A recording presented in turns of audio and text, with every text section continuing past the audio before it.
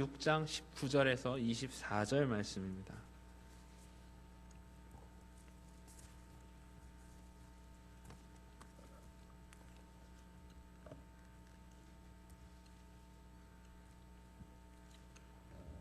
사사기 6장 19절에서 24절 말씀.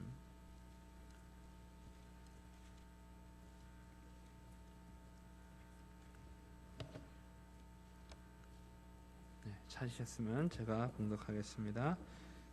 기드온이 가서 염소 새끼 하나를 준비하고 가루 한 에바로 무교 전병을 만들고 고기를 소쿠리에 담고 국을 양푼에 담아서 상수리 나무 아래 그에게로 가져다가 드리매 하나님의 사자가 그에게 이르되 고기와 무교 전병을 가져 이 반석 위에 두고 그 위에 국을 쏟으라. 기드온이 그대로 하니 여호와의 사자가 손에 잡은 지팡이 끝을 내밀어 고기와 무교 전병에 대매 불이 반석에서 나와 고기와 무교 전병을 살랐고 여호와의 사자는 떠나서 보이지 아니한지라.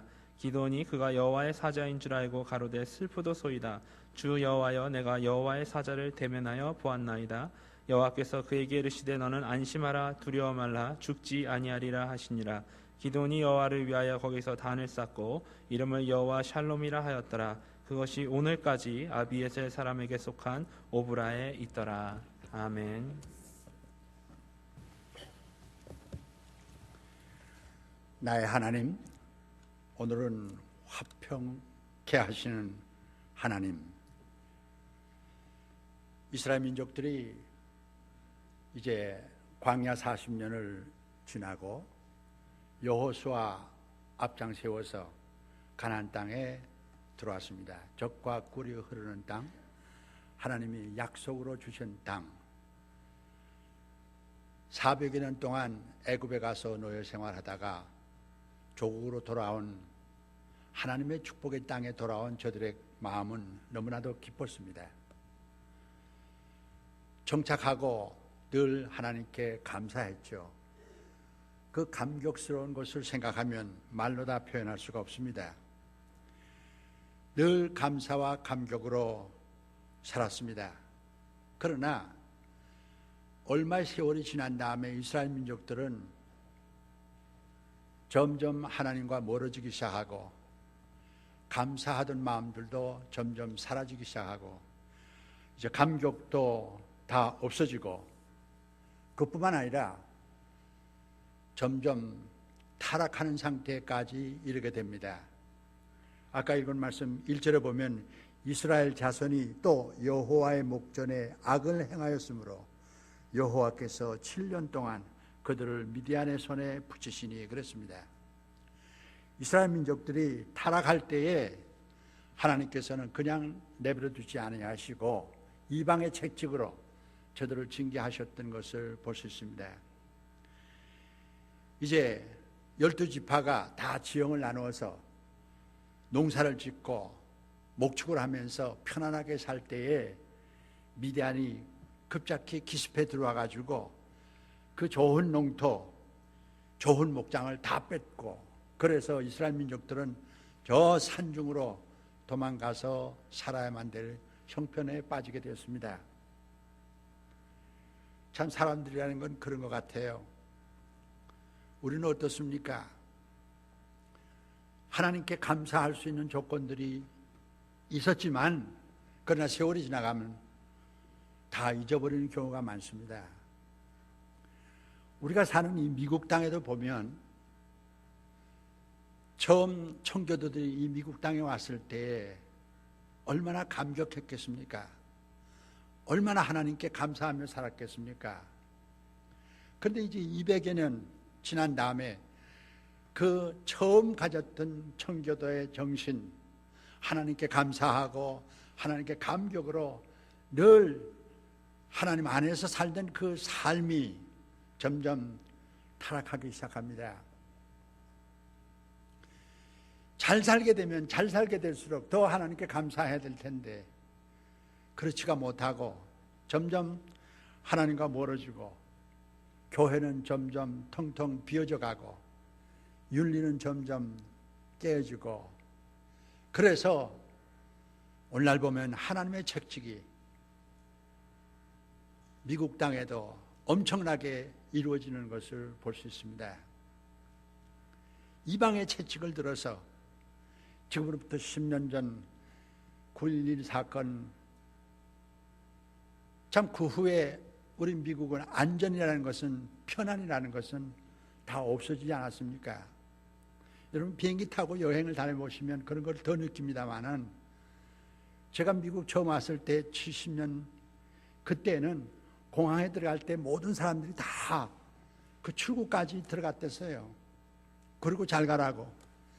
그리고 올 때는 또 그 출구까지 가서 다 환영을 했습니다. 지금은 어른도 없어요. 문간에 겨우 들어가야 티켓 파는 데까지, 그리고 나오면 짐 찾는 데까지는 들어갈 수 있지만 그 안에 들어가려면 수색을 다 해야 됩니다. 신발 벗고 허리띠 풀고 시계 다 빼놓고, 그리고 또 손 들고 한 바퀴 비행. 그것 때문에 문제도 많지만은 편안히 깨지고 말았어요. 하나님의 은혜를 감사할 줄 모르고 하나님에 대한 감격의 순간이 깨질 때 사람들은 하나님과 멀어지고 타락의 길로 가게 되고, 그래서 점점 세상은 살기 어려운 그런 이방의 채찍을 볼 수 있는 겁니다. 여 며칠 전에 노르웨이에서 큰 참 테러가 일어났던 것을 여러분 보았습니다. 노르웨이는 참 편안한 나라입니다. 참 다 잘 사는 나라입니다. 근데 거기에서 테러가 일어났어요. 그를 잡아서 조사해 보니까 참 놀라운 것은, 우리가 테러하게 되면 생각나는 게 이슬람익 생각합니다. 그렇잖아요? 이슬람익, 저들이 테러를 강행한다고 생각을 해서 두려워하지만은 이 사람 잡고 보니까 크리스찬이에요. 거기다가 반 이슬람익, 아주 철저한 이슬람익을 미워하는 사람입니다. 어떻게 그런 사람이 그 편안한 세상에 아무 죄도 없고 아무 감정도 없고 아무 원수된 것도 없는데 정부 청사에다가 폭파시켜버리고 젊은이들을 그냥 쏴 죽이고 100여 명이 다 죽어가는 이런 세상이 되어버렸습니다. 우리는 어떻습니까? 우리가 미국 땅에 와서 삽니다. 참 꿈을 안고, 그 나라는 하나님의 나라, 하나님께서 처음 청교도를 보내서 개척한 그 땅, 우리도 꿈을 안고 왔지 않습니까? 처음에는 참 꿈을 가지고 감격을 가지고 시작을 했습니다. 그러나 오늘날 보면 많은 사람들이 그 처음 가졌던 감격과 감사를 잊어버리는 사람들이 많은 것을 볼 수 있습니다. 우리 교인들도, 전에 어떤 사람 그래요. 나 예전에 예수 잘 믿었댔어요. 성가대도 열심히 하고 봉사 많이 했죠. 자랑하는 사람이 있어요. 그게 무슨 자랑입니까? 지금 내가 무엇을 하고 있느냐? 지금 나와 하나님과의 관계가 화평한 관계인가 생각해 볼 수 있어야 되지 않습니까? 아까 읽은 말씀 6절에 보면 이에 이스라엘 자손이 여호와께 부르짖었더라 그랬습니다. 어려움과 고난에 처하게 되니까 그때야 비로소 아이고 하나님 하고 찾았다는 얘기입니다. 하나님께서는 긍휼히 여기셔서 기드온을 불렀습니다. 여호와의 사자가 기드온을 만나서 얘기합니다. 12절에 보면 큰 용사여 여호와께서 너와 함께 계시도다 그랬습니다. 그때 기드온이 묻기를 13절에 나의 주여 여호와께서 우리와 함께 계시면 어찌하여 이 모든 일이 우리에게 미쳤나이까? 정신 나간 사람의 얘기죠. 하나님이 우리와 함께 계셨다면 왜 이런 일이 생겼습니까? 오히려 원망하고 불평하는 소리를 볼 수 있습니다. 제가 한 일은 생각 안 하고. 오늘날도 그렇지 않습니까?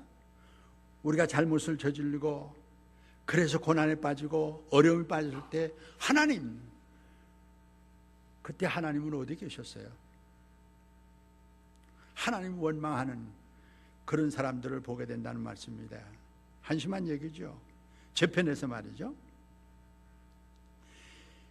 이제 여호와께서 우리를 버리사 미디안의 손에 붙였나이다. 하나님께서 우리를 버리니까 우리는 미디안 사람들에게 이 고난을 당하게 되지 않았냐고 하는 불평입니다. 그러나 하나님께서 14절에 보면 너는 이 내 힘을 의지하고 가서 이스라엘을 미디안의 손에서 구하라 그랬습니다. 느닷없는 명령입니다. 하나님께서 기도원을 부르셨습니다. 기도원이 15절에 보면 주여 내가 무엇으로 이스라엘을 구원하리까 그랬습니다. 그때 하나님께서 16절에 보면 내가 반드시 너와 함께 하리니 네가 미디안 사람 치기를 한 사람 치다 하리라 그랬습니다. 지금 미디안의 용사는 13만 5천 명이 왔다 그랬습니다. 그런데 한 사람 치드럭을 엄두도 나지 않아요. 무엇을 가지고 어떻게 저들을 대항해서 싸우라는 겁니까? 하나님께서는 우리에게도 황당한 요청을 하실 때가 있습니다. 우리 가진 게 뭐 있습니까? 무엇 가지고 무슨 능력으로 저것을 헤쳐 살 수 있습니까? 저는 그렇게 말합니다. 오늘날 한민족이 이 미국 땅에 와서 삽니다. 우리는 아무 힘도 없습니다. 아무 능력도 없습니다. 그러나 하나님께서 우리에게 주신, 우리에게 원하시는 뜻이 있지 않느냐 하는 생각을 가져봅니다. 우리 믿음은 우리가 가진 것은 없어도 주님께서 함께 하시면 우리가 모든 것을 할 수 있다고 하는 그 하나님의 말씀을 믿으실 수 있길 바랍니다. 여기 보면 내가 반드시 너와 함께 하리라. God be with us. 임마누엘. 예수님이 이 세상에 오신 것이 임마누엘. 하나님이 우리와 함께 하시면,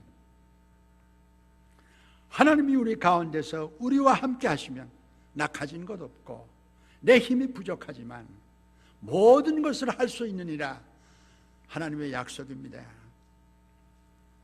기도는 그 다음 얘기는 길기 때문에 간추려서 얘기하면 나중에 300명의 용사를 가지고 나갑니다.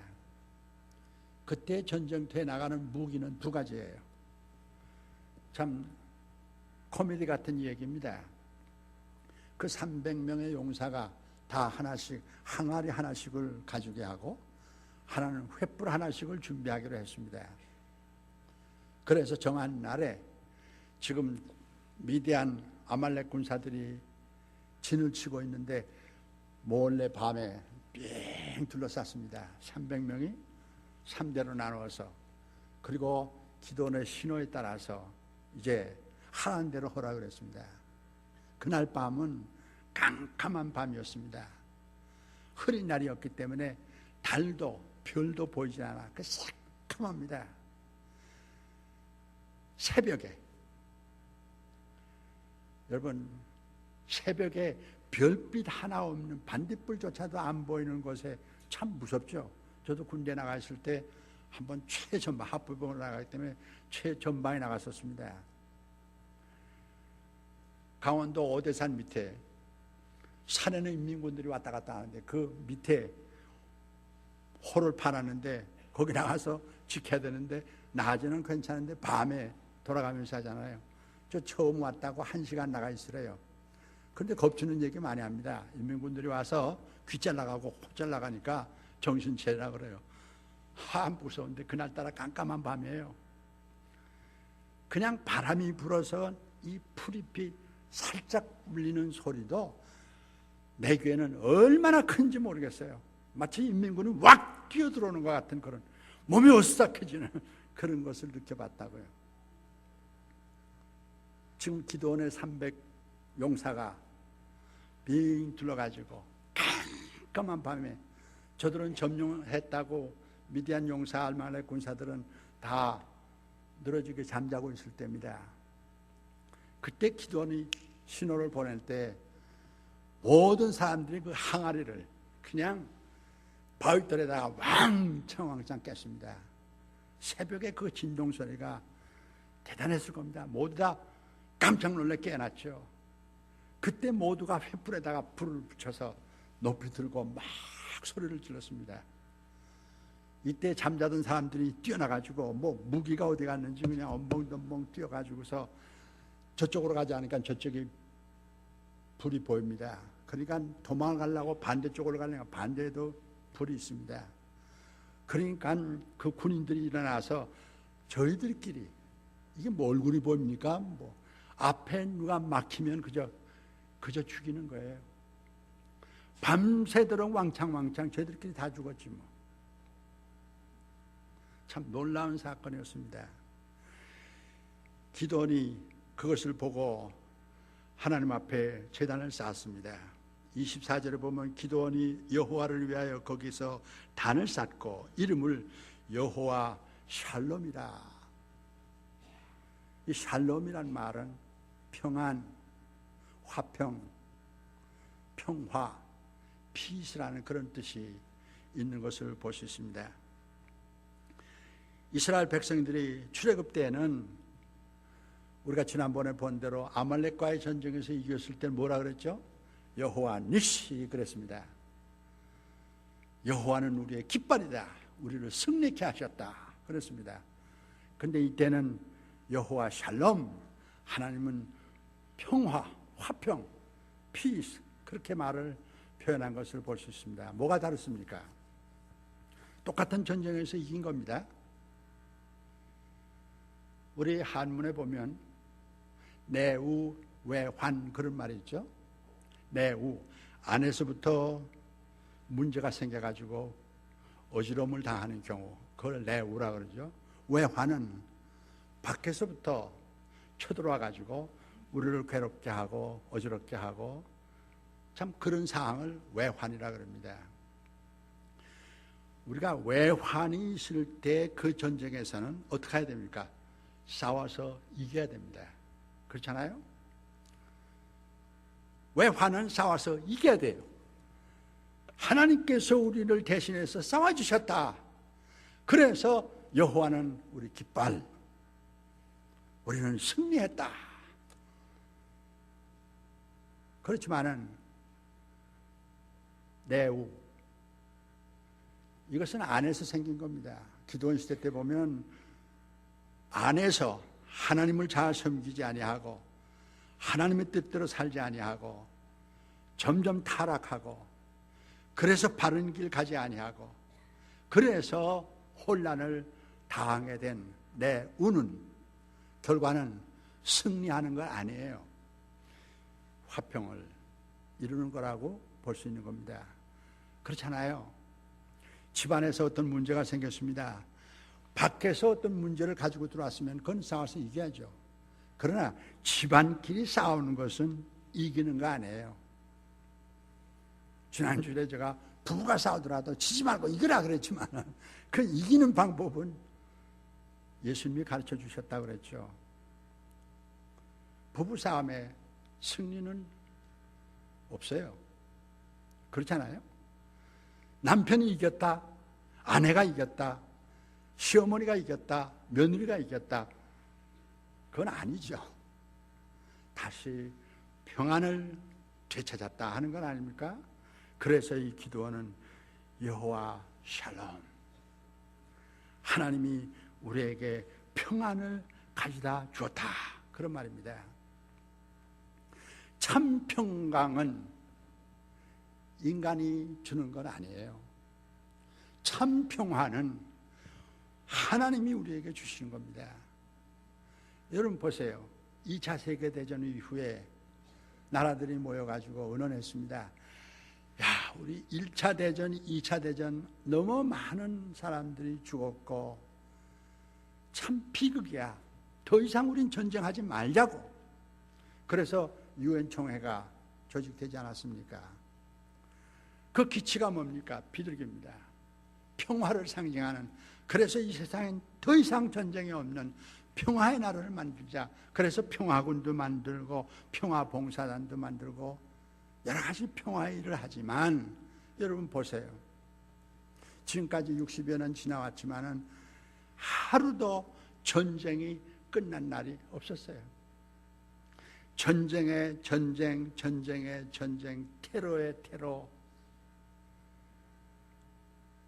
평화는 사람이 만드는 것 아닙니다. 하나님이 주시는 겁니다. 하나님이 주시는 평화가, 그것이 참된 평화인 것을 우리는 믿으시기 바랍니다. 우리 본문에서도 본 대로 이스라엘 백성들이 바른 길 가지 아니하고 하나님과의 관계의 약속을 파괴했을 때 저들은 평화를 잃게 됐습니다. 이사야서 59장 8절에 보면 그들이 행하는 곳에는 공의가 없으며 굽은 길을 스스로 만드나니 무릇 이 길을 밟는 자는 평강을 알지 못하느니라. 왜 평강이 깨집니까? 하나님의 공의가 깨졌을 때, 우리 인간이 바른 길로 가지 아니하고 굽은 길로 갈 때 하나님의 평강이 깨진다고 하는 말입니다. 잠언 10장 9절에도 보면 바른 길로 행하는 자는 걸음이 평안하려니와, 바른 길로 가는 자는 평안하지만은 그러나 굽은 길로 행하는 자는 드러나리라 그랬어요. 이사야 26장 7절에도 보면 의인의 길은 정직하며 정직하신 주께서 의인의 첩경을 평탄케 하시도다 그랬습니다. 우리가 평화를 만들고 평탄케 하는 것이 아니라 우리가 하나님과의 온전한 관계 속에서 살아갈 때, 우리가 바른 길을 갈 때 하나님이 우리에게 평안을 주신다고 하는 말씀입니다. 가정도 바른 길을 가야 평안합니다. 남편이 남편 나름대로 온전한 길을 걸어가야 되죠. 아내는 아내대로 바른 길로 가야 됩니다. 왜 가정이 파탄나고 이혼하고 합니까? 남편이 혹은 아내가 바른 길을 가지 않을 때 사랑도 깨지고 분쟁이 생기고, 그래서 종래는 이혼하게까지 되는 거 아닙니까? 교회도 마찬가지입니다. 교회도 사람들이 모인 곳이기 때문에 각 직분 맡은 사람들이 다 바른 길로 갈 때 그 교회는 편안한 교회예요. 그러나 바른 길을 가지 아니할 때 교회는 평안이 깨지고 어지러움에 빠질 수밖에 없는 거 아닙니까? 사랑하는 여러분, 우리 교회는, 우리 모든 교인들이 다 온전한 길을 걸어서, 바른 길을 걸어서 하나님과의 온전한 관계 속에 살아서 참 평안이 넘치는 교회 되기를 간절히 축원합니다.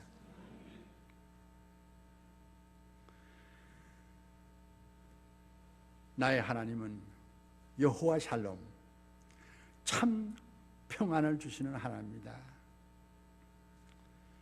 요한복음 14장 27절에 보면 평안을 너에게 끼치노니 곧 나의 평안을 너에게 주노라. 내가 너에게 주는 것은 세상이 주는 것 같이 아니하니라. 너희는 마음에 근심도 말고 두려워하지도 말라 그랬어요. 우리 마음속에 안정이 깨질 때, 평안이 깨질 때 두렵고 불안하고 어지럼 속에 빠질 수밖에 없는 거 아닙니까? 고린도후서 13장 11절에 보면 또 사랑과 평강의 하나님이 너희와 함께 하시리라. 하나님은 우리에게 약속해 주십니다. 이 세상에서 참 평안을 어디서 얻을 수 있습니까? 그 아무데도 평안은 없습니다. 평안을 찾을 수가 없습니다. 세상의 평화를 누리자고 하는 유엔 총회가 모여서 회의 하지만은 한쪽에서는 싸움. 지금도 그 평안을 해결하지 못한 것이 이 세상 아닙니까? 1980년대에 인기 가수 중에 조하문이라는 사람이 있었다고 합니다. 제가 잘 몰라서요. 그때 제가 한국에 없었기 때문에 제가 그래서 읽은 겁니다. 그는 그때 굉장히 인기가 대단했다고 그래요. 그래서 뭐 대상도 받고, 그래서 사람들 앞에 나오면 와, 인기가 대단합니다. 그런데 본인은 그런 열광 속에 박수갈채를 받지만은 그날 밤 집에 돌아오면 허젓하기 그지없어요.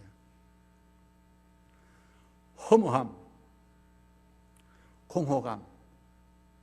그래서 술과 담배로 세월을 보내기 시작합니다. 그러다 보니까 점점 우울증에 걸리기 시작해요. 밖에 나가서 노래 부를 때는 신나게 노래 부르고 모든 사람들이 박수갈채를 치고, 그래서 집에 돌아오지만 집에 돌아오면 마음이 허젓해. 그리고 왠지 불안해. 돈이 없어서 그렇습니까? 명예가 없어서 그렇습니까? 영화가 없어서 그렇습니까? 가진 거 다 가졌어요. 그러나 마음의 평안은 없습니다. 그래서 자살할 생각까지도 했었고, 정신병원에도 몇 번 들락날락했어요. 한 번은 정신병원에 들어왔을 때 어머니가 방문해서 하는 말이, 차라리 네가 여기서 죽으면 좋겠다. 여러분, 아들 사랑하지 않는 엄마가 어디 있습니까?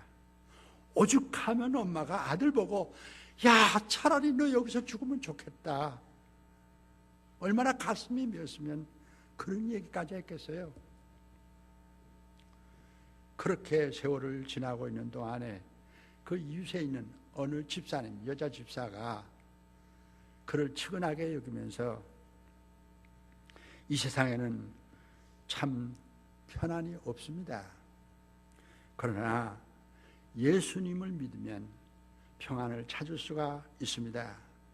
예수님께서 하신 말씀 보면 내가 너희에게 평안을 주시노라. 그 평안을 찾으세요. 그때 그는 문득 마음에 울림이 생겼습니다. 여러분, 우리가 지나간 삶 가운데서요, 그저 뭐 대단한 무슨 뭐 부흥사가 아니더라도 지나가는 사람에게 한마디씩 성경 구절을 넣어준다고 하는 것이 얼마나 큰 영향력을 주는가 하는 것을 여기서도 보여줍니다. 한 여자 집사가 뭐 신학을 공부한 사람도 아니에요. 뭐 유식한 사람도 아니에요. 대단한 사람도 아니에요. 그저 그 젊은이가 대외적으로는 명망이 있지만은 그 사는 꼴을 보니 한심해. 그래서 예수님 안에서 평강을 찾으세요. 그 한마디가 이 사람의 마음을 울려가지고, 그래서 가수 생활 다 청산하고 2002년에 신학교를 가서 공부하고 목사가 됐습니다. 그는 지금 젊은이들에게 외칩니다. 이 세상에 그 무엇으로도 우리의 마음에 흡족한 평안은 없다. 그렇기 때문에 우리 젊은이들이 허탈 속에 빠지고, 그리고 절망 가운데 빠지고, 우울증에 빠지고, 그래서 자살하는 사람들이 많은데 제발 좀 그러지들 말아라. 하나님 앞에 나와서 평안을 찾아라. 그래서 생명을 살리는 일에 자기는 앞장서겠다고 그런 말 한 것을 제가 읽어봤습니다. 얼마나 멋있습니까? 이 세상에 참 평강은 없습니다. 이사야 26장 3절에 보면 주께서 심지가 견고한 자에게 평강의 평강으로 지키시리니 그가 주를 의지합니다. 사랑하는 여러분, 우리가 참 심지가 경건하고 강건하게 살려면 모든 근심과 걱정, 두려움 다 떨쳐버리고 살 수 있는 길이 뭡니까? Jesus is the answer. 예수님만의 대답이 우리에게 주어집니다. 그 평안을 찾지 아니하면 이 세상도 어지러워질 수밖에 없습니다. 사실 그렇지 않습니까? 편안한 거하고 평안하고는 달라요. 뭐 돈 많이 벌면 편안할 수는 있죠. 뭐 소프트한 침대, 뭐 소프트한 카우치에 얼마나 편안합니까? 잘 먹고 잘 자고 그것은 가능하지만 그러나 평안이 깨지면 다 소용없어. 그 편안하게 해주던 소파도 딱딱한 나무 의자보다도 못해. 편안하게 잘 수 있는 침대도 돌침대보다 못한 거 아닙니까? 아무리 좋은 음식 먹어도 편안하지 않으면 소화가 안 돼. 뭐 건강식이다 뭐다 그것 아무리 먹어봐도 마음의 평강이 없으면 다 소용없는 거 아닙니까? 우리는 평강 속에 살아야 하고 그것을 깨달은 우리는 또 이 평안을 전하는, 그래서 유엔 총회에서는 말하기를 평화를 만들자고, 그래서 피스 메이커라고 하는 말이 나옵니다. 그러나 저는 봅니다. 피스 메이커는 no way. 평화는 누가 만들어주는 것이 아니요, 그거는 하나님으로부터 오는 것이다. 전에 말씀드린 대로 해피, 그것은 사람의 노력으로 얻을 수 있는 행복임 말할 수 있어요. 그러나 참된 블레싱, 하나님의 축복은 사람의 노력으로 되는 거 아니지 않습니까? 하나님이 주시는 거예요. 평안도 마찬가지입니다. 사람이 노력해서 평화를 만든다, 평안을 만든다, no way. 피스메이커가 아니에요. 저는 그렇게 말합니다. 피스 기버가 되라고. 하나님께서 주신 그 평안을 받아서 나만 누릴 것이 아니라 나도 평화의 사도로서 그 평안을 전해주는 삶을 살자고 하는 얘기입니다. 유명한 아시스의 성 프란시스가 평화의 기도, 제가 예전에는 목소리가 아주 그냥 바리톤이 멋있어서 솔로도 잘했지만 이제는 다 시들어져서 참 노래로서 한바탕 불러갔으면 좋겠는데 그렇지 못해서 가사만 제가 읽어드리죠. 주여 나를 평화의 도구로 써주시옵소서. 미움이 있는 곳에 사랑을, 범죄가 있는 곳에 용서를, 분쟁이 있는 곳에 화해를, 잘못이 있는 곳에 진리를, 의심이 있는 곳에 믿음을, 절망이 있는 곳에 희망을, 어둠이 있는 곳에 광명을, 슬픔이 있는 곳에 기쁨을 심게 하소서. 오 하나님이시여, 위로받기보다 위로하게 하시고, 이해받기보다 이해하게 하시고, 사랑받기보다 사랑하게 하소서. 주는 가운데서 받고, 용서하는 가운데서 용서받고, 죽는 가운데서 영생을 얻기 때문입니다. 그 기도가 우리의 기도가 될 수 있기를 바랍니다. 찬송가에 보면 앞부분은 하나님 찬양하는 것 보지만 뒷부분은 우리 간증을 표현한 찬송들을 많이 볼 수 있지 않습니까? 거기에 그 평화에 관한, 평안에 관한 찬송을 보면 455장 주 안에 있는 나에게, 같이 부르죠. 1절만. 단 근심이 있으랴 십자가 밑에 나가 내 짐을 풀었네. 주님을 찬송하면서 할렐루야 할렐루야 내 앞길 멀고 험해도 나 주님만 따라가리. 우리 앞이 무엇이 어떻게 되어질지 아무도 알 수 없습니다. 그렇기 때문에 불안하고 실망하고 낙담하고 우울증에 빠지고 자살할 겁니까? 아닙니다. 우리가 하나님을 믿을 때 하나님께서 나와 함께 하시면 어떤 험한 길이 있을지라도 우리는 주님을 따라가리라.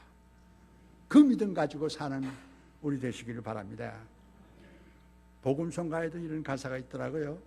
내 맘속에 있는 참된 이 평화는 누구도 앗아갈 수 없네.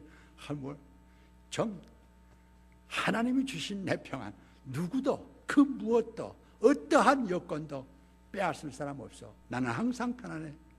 오, 주 없인 살 수 없네. 얼마나 멋있어요. 우리 신앙생활 구질구질하게 살지 말고 좀 이렇게 멋있게 살자고요. 우리 모두는 하나님의 주시는 평안을 누리고 평화의 사도가 되어서 평안을 누리고 더 평안을 베풀며 사는 우리 모두 되시기를 간절히 축원합니다. 찬송가 478장에 보면 주 날개 및 내가 편히 쉬리니 주 날개 및 즐거워라. 그 사랑 끊을 자 누구냐? 주 날개 및 내 쉬는 영혼 영원히 거기 살리라. 주 안에 사는 우리 모두 되시기를 간절히 축원합니다. 나의 힘이 되신 여호와여, 내가 주를 사랑하나이다. 다 같이 힘차게요. 나의 힘이 되신 여호와여, 내가 주를 사랑하나이다. 같이 기도하십시다. 하나님 아버지 감사합니다. 나의 힘이 되시고 나에게 평강을 주시는 하나님, 우리 주님만 붙들고 살아나갈 때 참 평강이 그 안에 있는 것을 깨달아서 항상 주님과 함께 살아가는 우리의 삶이 되게 해 주시옵소서. 그래서 이 세상 어떠한 상황이 우리 앞에 놓일지라도 우리는 주님 한 분만으로 만족하며 그 안에서 참 평강을 누리며 자신 있게 살아가고 신나게 살아가는 우리 모두 되게 해 주시옵소서. 예수 그리스도의 이름으로 기도하옵나이다. 아멘.